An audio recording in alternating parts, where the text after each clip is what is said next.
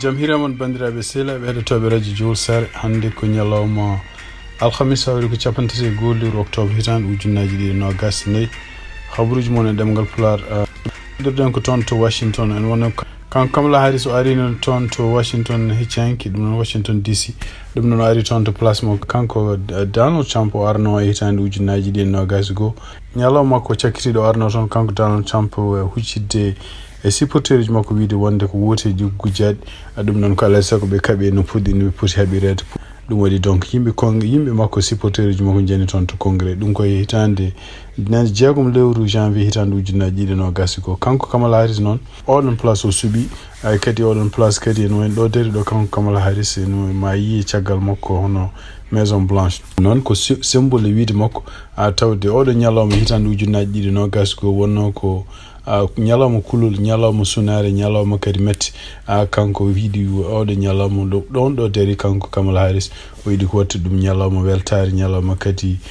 jeleɗe ñalawma kadi liberté ɗum noon ene wayno ko e nder discours makko mo waɗi toon on waɗi toɓɓe tan ɗe o haali hen kanko Kamala Harris o yiiɗi fof d' abord ko siftinde yimɓeɓe wonde ko kanko laamu makko jogori wonde ko laamu weltare ko laamu yimɓe kawrita ko laamu kadi gueɗe ɗe ganduɗa wurtinde surtout gonɗinde ko woni ko États-Unis ko woni Amérique e ko woni liberté et surtout kadi ko valeur aji walla fayida gonɗo henne ndiɗo leydi guila nde 60 ko ɗum o yiiɗi ɓamtude wayi ɗum noon kadi ne wayno kadi e nder toɓɓere addande nde kadi ndew memi koko fati e wonde haɓanede surtout ko fati droit ji rewɓe noon koko fati avortement ko fati kadi gueɗe ɗe ganduɗa rewɓe ne cohli pour safrorade ɗum e ɗum noon surtout henne kanko Kamala Harris o haali o wi wonde ko so tawi o ari ma o ƴeew kadi wurtinde hono ñawore wonnano Roe v Wade ɗum noon ko ñawore nde Cour suprême yandinno en hitande ujunnaji ɗiɗi nogas ɗiɗi nde ɗon ñawore kadi taw ko kanko Donald Trump hande mo wasrono haade campagne fuɗɗare mo wasrono o wi wonde ko kanko ardi ɓeɗon ñawoɓe taw ko conservateur uji cammini ndeɗon ñawore ɗum noon kanko Kamala Harris o wi wonde ɗum ɗo ko alay saago artirde ɗum so tawi signinama hawrama ha addama biro makko mo signini ɗum o fati caggal mum ko fati e ngaalu e kanko Kamala Harris o haali gueɗe keeɗo o wi wonde ko haɓante ko surtout ko yimɓe ɓe ganduɗa liggotoɓe o haɓante kadi ko yimɓe ɓe ganduɗa jogaki doole ɗum mbiyata classe hakkudejo en wayno wi wonde ko doganta fof ko ustude prix ji oɗo saaha joni yimɓe prix ji tampinde yimɓe surtout ko fate ñamde ko fate kadi gueɗe cohleteɗe ñande foof maw ƴeew fawde kene wona 20% impôt e kala gueɗe ɗe ganduɗa guittaɗe caggal leydi ɗum noon o yiiɗi wiide wonde ko kala ko ɗiminteɗo en o haali kadi gueɗe wi wonde ko jogor haɓanede ko surtout hadde won compagnie walla joom doole en won hutorade caɗele ngaalu pour wiide ɓene ɓeyde prix no beelira caggal mo fati kadi ko on mbiyata droit civil noon ko fati en hadde yimɓe wodde sene poti wodde hadde yimɓe liberté ji won donc kanko Kamala Harris o siftini o wi nder ma won 250 hitande ko Amérique sosono ko Amérique jibinno nde Amérique jibinade nde kadi ko caggal ko nde ɓeɗo sagataɓe ɓeɗo jambereɓe américain ji kaɓɓi contre pawnoɗe mumen juuɗe on hono ɓe mbiyata tyran pour heɓde koyemumen ɗum noon ko hunde nde ganduɗa henne kadi ne continue hande yeehi kadi e kitale ha Amérique naaɓe jeehi toon to Normandie caggal muɗum kadi ha haare wannode toon to Selma Louisiana e caggal muɗum kadi ha hande ene wayno ko ɗum ɗon ko hunde continde way ɗum noon donc ko hunde kala ko wiyete en fodde yimɓe jogui liberté ji yimɓe jogui droit ji yimɓe jogui ɗum ko hunde kadi kanko hoore makko mo faw hen laamu makko beele no gonɗi ɗum o haali kadi o wi wonde komo ɓeydu kadi tinnude jokkodiral Amérique e surtout en e leyɗele caggal leydi ɗum noon o haali pelle ko wayno OTAN ko wayno kadi pelle goɗɗe ɗe ganduɗa en taw Amérique ne yii hen ko kañum woni jambaro kaɓetede pour ko fate ne liberté ji walla ko fate gongaji jalta kadi wi ko mo daro hadde hono kanko Vladimir Putin e kanko kadi Kim Jong Un toon Corée du Nord toñengueji ɗi mbaɗata ɗi kanko Kamala Harris caggal mum fati kadi hande ko fate ngal kono e ngol o haali ko fate koɗanne no yimɓe koɗirta o siftini yimɓe tan o wi wonde ko kala coodowo galle lawol gadunol ma walla ɗum ha daña ko no wiyete crédit ken won 25 ujunere ɗum noon kadi o wi wonde kadi ko maw ƴeew kadi prix ji yimɓe hoɗɓe appartement ji walla hoɗɓe nokkuji beele ɗiɗon kadi ko yoɓete ko beele ne usto caggal ɗum noon kanko hoore makko tinni junnima no feewi surtout wonde ko yimɓe américain potani habde o wi ko yimɓe ne mbawi sertude ne mbawi dugdude ne mbawi wasde dakkodirde kono noon taw gañodirani o wi ɗum noon e wayno ko ɗum ɗon ko gueɗe ɗe ganduɗa Donald Trump kañum hoɗum ko ɗum woni anniye muɗum ko ɗum kadi waɗatno tout le temps serdude yimɓeɓe serdude américain ji o wi ɗum ɗon o wi so tawi o ari kanko kam laaris ma o heeɗo ganduɗa yimɓe haraleɓe taw ko kañumen koye men décision mo ƴettata foof o fawto ko muɗum hay sinno o dakkodirani e ɓeɗon ma o heeɗo ɗumen jeeya kadi e gueɗe ɗe ganduɗa kanko aussi haali e nder ɗum ɗoji makko e nder gouvernement makko garowo o hawnaki ma yi hen ko meeɗani yiyede gouvernement Trump mo wat hen républicain ji taw ne mbawa liggodirde makko siftinde ɗon tan ko jiita e ɗum ɗon hono kanko kam laari so jaabima kadi gueɗe ɗe ganduɗa enne ne haala oɗo saha joni surtout en caggal nde kanko Donald Trump ñande dimanche ɓennuɗo en toon to rally mo wanno toon to New York goto e yimɓe ɓe ganduɗa arnoɓe toon rally makko kaali hen haala bonka ko fate Porto Rico o wi noon kanko Kamala Harris mo laamu kala mo neɗɗo gotanɗo e kala mo wotananimo fof ko américain ji donc ala o jaabima kadi kanko Kamala Harris wi wonde ko o yiyani nafoore yennude neɗɗo mo ganduɗa mo supporta num kala mo ganduɗa wondanima mo rendanima miijo ƴettade ɗum walla haalde ɗum gueɗe ɗe moƴƴani eyyi ɗum ɗo fof kadi ko jabade kanko Donald Trump eyyi siftini ɗon tan kadi ene wayno koye ñalawma hanki ko kadi hono kanko Joe Biden e nder haaluji ɗi o haaldanno e yimɓe ɓe ganduɗa conférence taw ko latino en banno ene wayno o haali hen o wi wonde ko yimɓe Porto Rico ji ala hen mo yi hen mo ganduɗa ko kurjuru kono e wayno kurjuru ko yimɓe ɓe ganduɗa supporteur uji Donald Trump kamɓe républicain noon ɓe padani hay 1 minute ɓe batti ɗum kamɓe no slogan mabɓe pour wiide wonde Joe Biden kañum hoore mo wi wonde ko kala américain ɓe mbi wonde ko président Joe Biden wi ko wonde ko gaabi ene wayno ko kurjuru ɗum noon surtout en yiya hen hono toon to Pennsylvania hono kanko biyeteɗo Marco Rubio omo ari omo yanti e kadi e kaɗon haala ɗum ɗo fof noon e wayno ko kanko kam laato jaabinoma o wi wonde ko d' abord kanko wondani président Joe Biden ko haali ko ɗum wona d' accord caggal ɗum kadi o wi wonde ko Joe Biden kañum hoore mum arti corrigi haala mum wi wonde ko haali ko wi wonde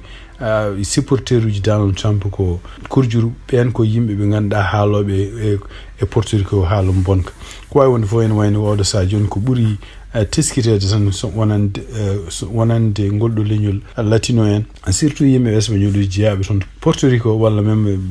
ko ɓuuri hewde hankkadi latinoji ene wayno puɗɗima yaltude kanko Donald Trump donc ene wayno ko ɗum woni ko haalata kanko Donald Trump noon e yimɓe ɓe ganduɗa supporteur ɓe ne continue ɓe mbaɗa campagne pour wawde corrigide haala ka wonde ko e wiide makko kanko Donald Trump oɗon comédien garnoɗo toon to rally makko ñande dimanche toon to New York d' abord wona e campagne makko jeeya e kadi o anda ɗum ko jiita e ɗum ɗon ene wayno ko siftinde on tan woteji États-Unis mbaɗata ko ñande 5 lewru novembre ɗum noon ene wayno heddi hen tan ko balɗe 5 donc ko wonande yimɓe winditiɓe joguiɓe kayitaji États-Unis winditiɓe oɗon mbawi ha hande wadde won so tawi leydi mon ene jogui état mo gonɗon ene jogui worteji jamiraɗi law so dow ɗum ala oɗon mbawi kadi yaade goto yon ñande 5 lewru novembre ɗum noon paamon jogade kayita e leydi ndi kadi ko yata waɗa hutoro ɗum pour aɗa wawi wadde ko fawema ɗum kadi ko fodde wonande nan so tawi oɗon jogui kayitaji kadi on ngala on binditino ɗum haɗata on yaade toon so jeehi toon yimɓe wonɓe toon ɓeɓe maɓe namde on holko hanno on winditade donc so tawi on mbi on donkide no binditirɗon ɓe ƴefti kayitaji mumen hawnaki maɓe namde carte d'identité moɗon hawnaki maɓe namde passeport moɗon kala ko ganduɗa hen wawi hollude ko onon ɓe ƴefta ɗum ɓe mbaɗa noon ɓe bindi toon caggal ɗum ɓe dokkon kayitaji goɗɗi ɗi jahon goto yon ɗiɗon kayitaji noon kadi ko kayitaji ko onon kurminta kala mo gotan toon donc so gooti ɗum ha gasni ɗum waɗi nanggon ɗiɗon kayitaji mbaɗon ɗum e enveloppe goɗɗo oɗon enveloppe kadi mbaɗon ɗum nder enveloppe goɗɗo mbaɗa ɗum e caisse nan ɗon caisse wiyete ɗiɗo ko wiyeteɗo goɗɗon golgol wiyete ko provisionnel donc ene wayno ko gotiraɗi noon e kayitaji kadi gotiraɗi posta ɗiɗo foof ko ene wayno ko ñande wooti gasi nde ko ñande hen hawnaki ɗon e balɗe ɗiɗi ɗiɗon enveloppe aji guddite kañumen e lime oto haɗ on wotoyde sibabu no binditaki so tawi binditaki e so binditima foof goto so tawi ɗon jogui kayitaji leydi ndi siftinde on tan kadi ko crime fédéral so tawi o ngala kayitaji wiide oɗon jaaha oɗon binditoyo walla oɗon gootoya. Kabaruji e ɗemngal Pulaar e radio Jawol Saare. habruji men international ngiɗo ɗen ko toon sénégal ene wayni ko hanki ñalawma hono kanko biyeteɗo Bougane Gueye ɗum noon nangganoɗo guila ñande 19 lewru octobre ene wayno o accama toon to Tambacounda wiidema no oppira noon ene wayni ko tribunal o ene wayno fawi makko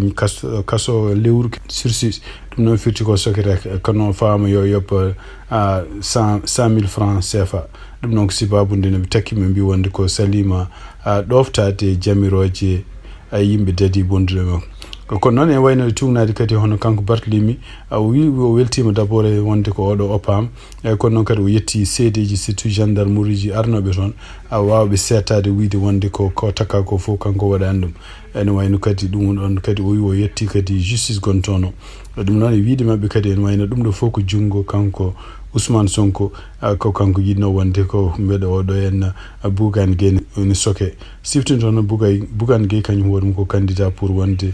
député ɗum noon e wayno nanggano ko ñande 19 lewru octobre e wona woppama hanki toon to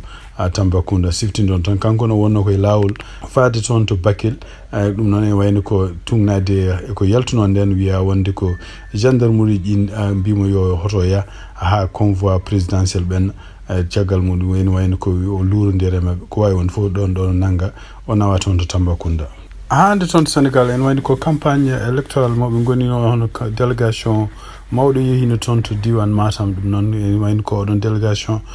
kadi ko coalition ko mbiyata Takku Wallu ɗum noon ko yimɓe ɓe ganduɗa en taw ko parti ji laaminoɗi kañumen goni oɗo sa joni yaaɓe toon e nder konguɗi ɗiɓe ƴefti noon surtout eɓe gonde Farba Ngom eɓe gonde kadi hono Mamadou Diaw kanko woni maire Matam ɓeɗo fof ko candidat ji élection ngaji pour législative ɓe mbi wonde ko ɓe mbi wonde ɓe ciftini tan yimɓe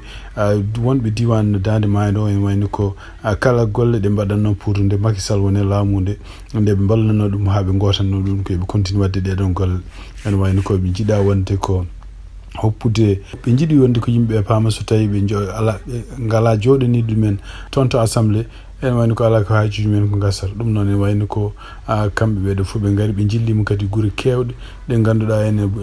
joguinoɗe caɗele ko fate ilemeji gonɗe toon ɗe ɓe gaddi kadi balle ɗeɗon balle ne waɗi maaro ne waɗi diwli ne waɗi kadi gueɗɗe ɗe ganduɗa kutirteɗe ñande foof ɗum noon e wayno ko tugnade haalluji mabɓe ko wiide tan wonde ko oɗo saha joni ala ko wayli ko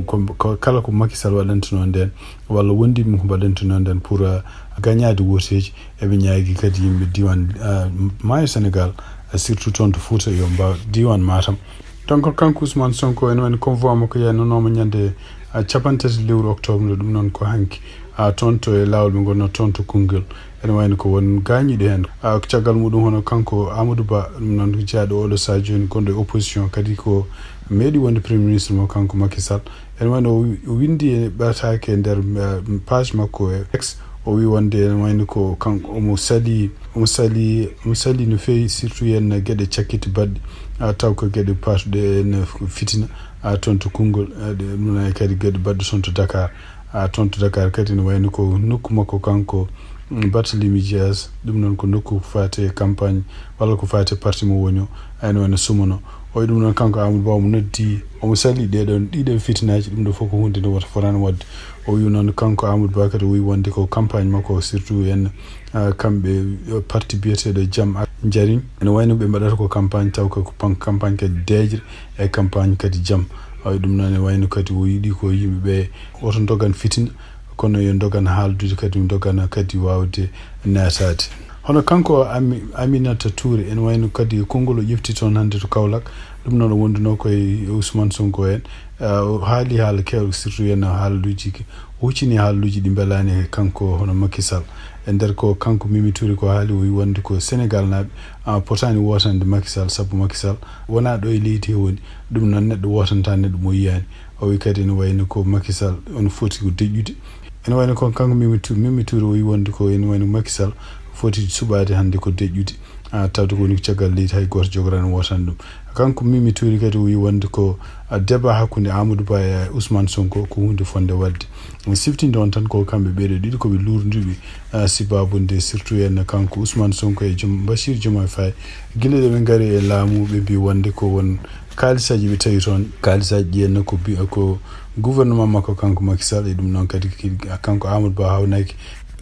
gila mo woni ministre finance walla kala ko woni ministre walla mo woni premier ministre ay dum non wayno ko Amadou Ba kanyum yeddin kan haal ko way wonde fof en wayno ko Amadou Ba jaɓi waddude makko débat kono anda ko débat o sene jogor wadde ko way wonde fof en wayno ko kanko Mimi Touré wi wonde ko oɗo débat ne foti wadde siftindon tan Mimi Touré wonno koye parti Macky Sall kañum hoore mum meeɗi wonde premier ministre Macky Sall kono noon wayno ko gila tan